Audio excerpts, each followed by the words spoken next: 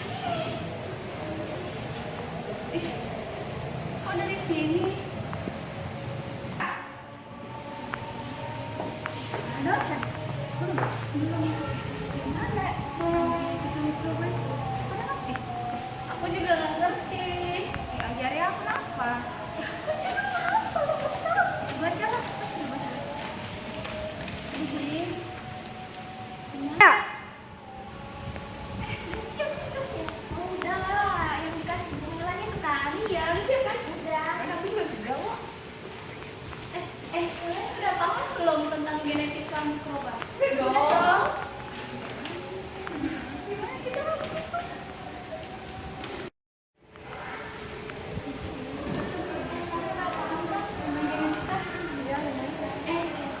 Kalian siap belum tentang genetika mikroba? Udah.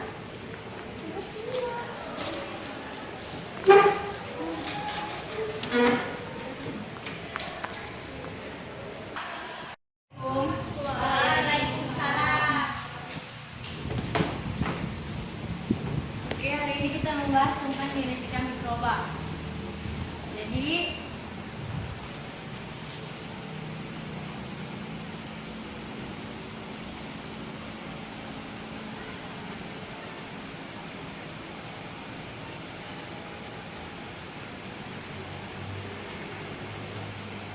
Jadi ada yang mau jelasin ke depan? Oke, Nopi? Iya. Udah bagus Bu? Boleh.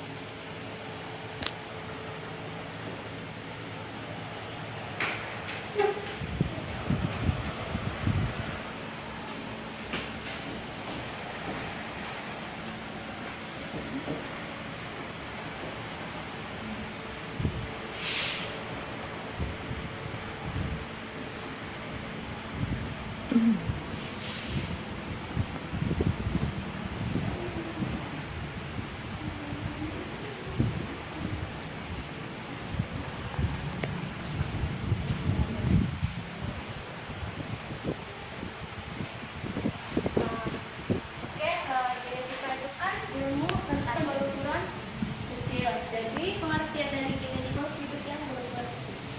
Oke, terima kasih Novi, silakan.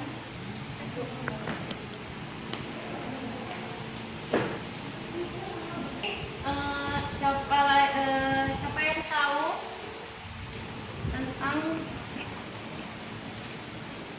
pembagian dari genetika mikroba? Ini.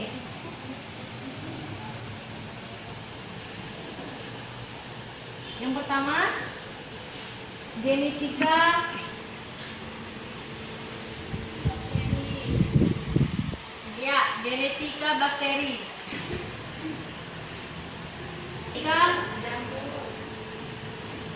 Yang ketiga, genetika virus.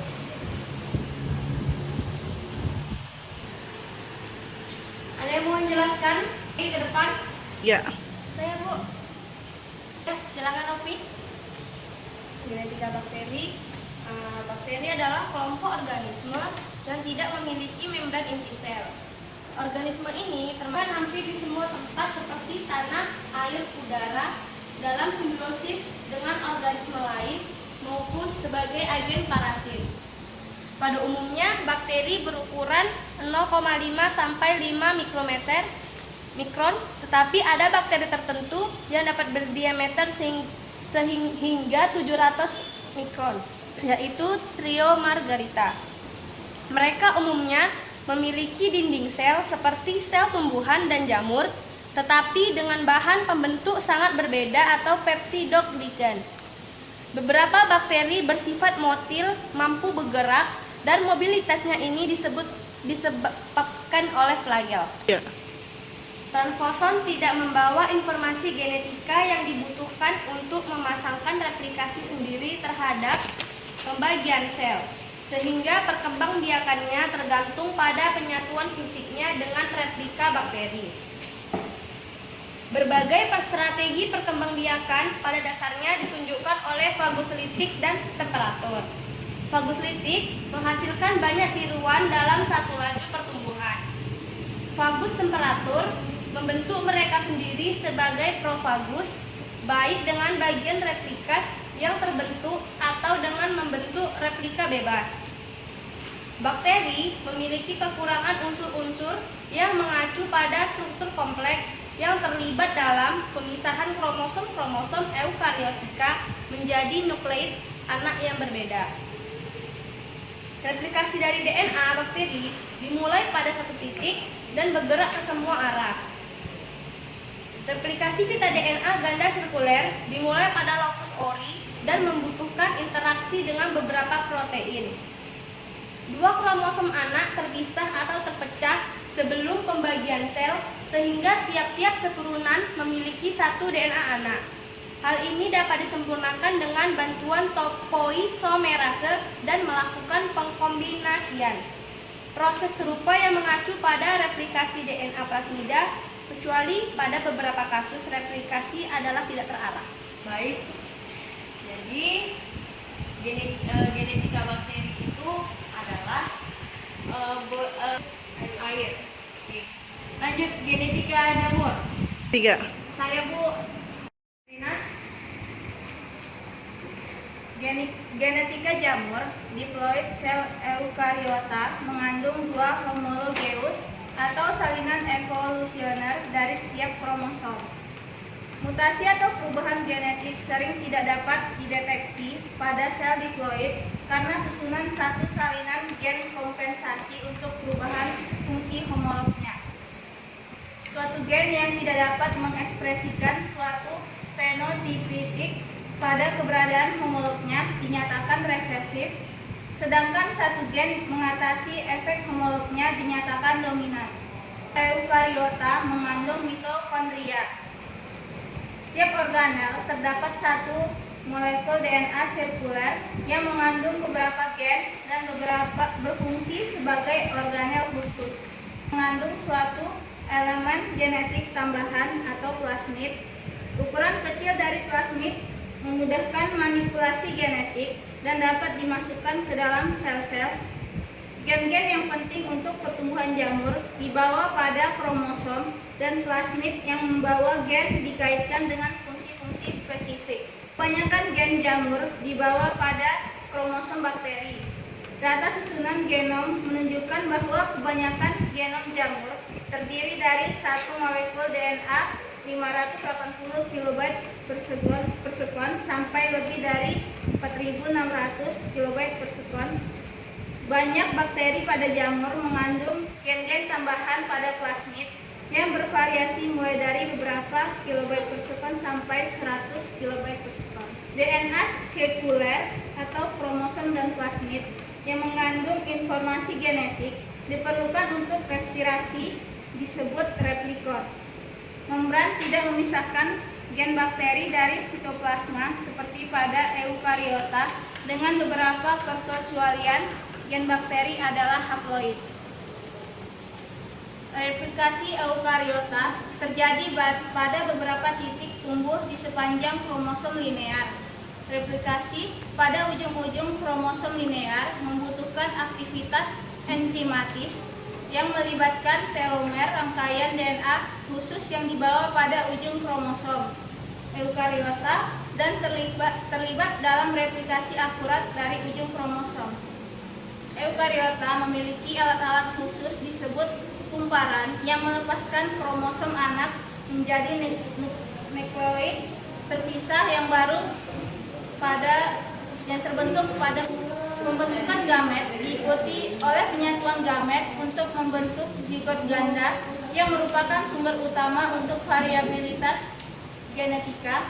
Jamur memiliki RNA yang berperan dalam sintesis polipeptida.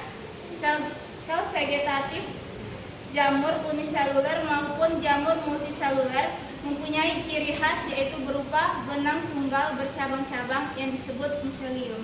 Oke, jadi ternyata genetika jamur itu kebanyakan dibawa pada kromosom bakteri dan data susunannya itu ada dari satu molekul DNA itu ada 580 kbp. Oke, kasih Rina genetika virus. Siapa yang mau jelasin? Ya. Saya Bu. Oke, Rina. 3. Virus merupakan organisasi subseluler yang ukurannya sangat kecil dan hanya dapat dilihat oleh mikroskop elektron. Ukurannya lebih kecil daripada bakteri, karena itu virus tidak dapat disaring oleh penyaring bakteri. Virus adalah entitas non-seluler yang merupakan parasit intraseluler obligat. Virus memerlukan sel inang agar bisa bereproduksi. Virus yang terbentuk penuh disebut virion. Materi genetiknya terlindungi dalam selubung protein yang dikenal sebagai kapsid. Subunit protein individual yang menyusun kapsid disebut kapsomer. Unit dasar asam nukleik dalam selubung protein virus disebut nukleokapsid. Genom viral secara khas mengodekan gen-gen yang diperlukan bagi infeksi. Contohnya enzim, replikasi genom, contohnya polimerase, produksi virion, contohnya protein kapsid, penghancuran sel inang, contohnya enzim lisosim. Hal-hal tersebut dibutuhkan oleh aspek khusus dari cara hidup virus. Genom viral bisa tersusun atas DNA atau RNA. Kebanyakan virus hanya memiliki satu jenis molekul asam nukleat dalam genomnya, tapi ada yang memiliki lebih dari satu.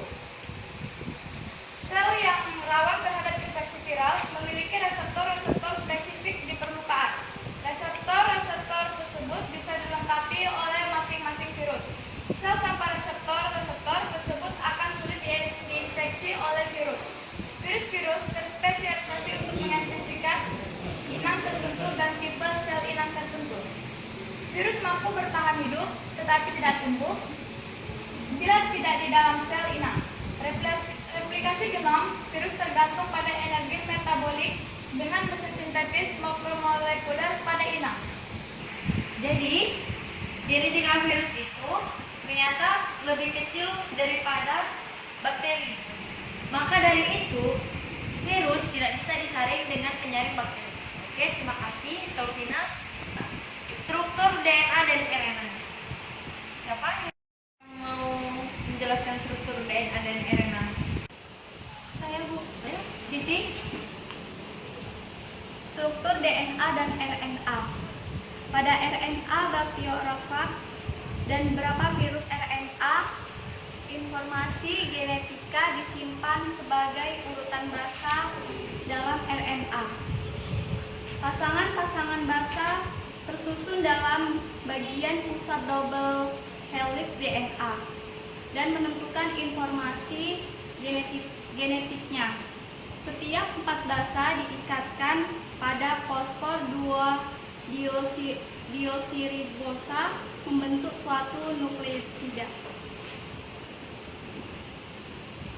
Suatu virus kecil dapat mengandung satu molekul DNA yang tunggal yang terdiri dari 5 kilobase Pavis, sedangkan kromosom Escherichia coli adalah 4.539 kilobase Pavis. RNA pada umumnya dalam bentuk rantai tunggal. Basa urasil atau U pada RNA membantu fungsi hibridisasi, sedangkan timin atau T pada DNA, sehingga basa-basa komplementer yang menentukan struktur RNA adalah A, U, dan C, G. Beberapa molekul RNA memiliki fungsi enzim ribosilase. Fungsi utama RNA adalah komunikasi dari susunan gen DNA ke ribosom dalam bentuk messenger RNA atau mRNA. Ribosom yang mengandung ribosomal RNA atau rRNA dan protein-protein menerjemahkan pesan-pesan ke dalam struktur primer dan protein perantara aminoasid transfer RNA atau tRNA.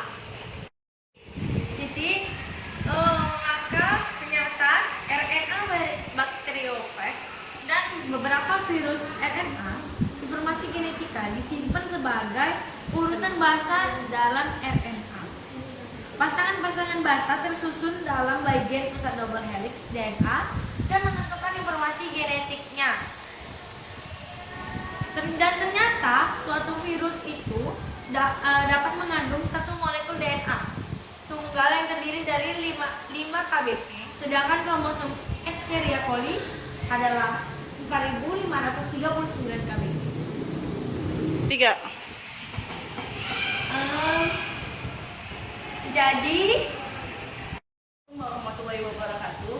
Para audiens, dalam Al-Quran Allah telah menyeratkan penciptaan manusia, termasuk ciptaan Allah Subhanahu wa Ta'ala, serta proses penciptaan komponen penyusun makhluk hidup termasuk mikroorganisme. Dalam Quran surah Al-Baqarah ayat 164 yang artinya, sesungguhnya dalam penciptaan langit dan bumi, silih bergantinya malam dan siang, bahtera yang berlayar di laut membawa apa yang berguna bagi manusia, dan apa yang Allah turunkan dari langit berupa air. Lalu dengan air itu dia hidupkan bumi sesudah mati. Keringnya dan dia sebarkan bumi sesudah keringnya dan dia sebarkan di bumi itu segala jenis hewan dan pengisaran angin dan awan yang dikendalikan antara langit dan bumi. Sungguh terdapat tanda dan kebesaran dan keesaan Allah bagi kaum yang memikirkan. Dalam Quran surah An-Nur ayat 45 yang artinya, dan Allah telah menciptakan semua jenis hewan dari air, maka sebagian dari hewan itu ada yang berjalan di atas perutnya, dan sebagian berjalan dengan 2 kaki Allah, sedang sebagian yang lain berjalan dengan 4 kaki. Allah menciptakan apa yang dikehendakinya. Sesungguhnya Allah Maha Kuasa atas segala sesuatu. Dan dalam Al-Quran surah An-Nahl ayat 12 yang artinya, dan dia menundukkan malam dan siang, matahari dan bulan untukmu, dan bintang-bintang itu ditundukkan untukmu dengan perintahnya. Sesungguhnya pada yang demikian itu benar-benar ada tanda-tanda kekuasaan Allah bagi kaum yang memahaminya. Dapat diketahui Allah Subhanahu wa Ta'ala telah menciptakan makhluk hidup termasuk mikroorganisme. Karena itu, kita yang makhluk hidup, kita sebagai makhluk hidup harus bersyukur dengan pemberian Allah, termasuk penciptaannya. Mikroorganisme yang banyak memberi manfaat kepada manusia. Wabillahi taufik wa hidayah. Wassalamualaikum warahmatullahi wabarakatuh. Ya. Sampai di sini saja perkuliahan kita. Oke. Kita ucapkan hamdalah. Alhamdulillahirabbil alamin. Oke. Assalamualaikum warahmatullahi wabarakatuh. Ya.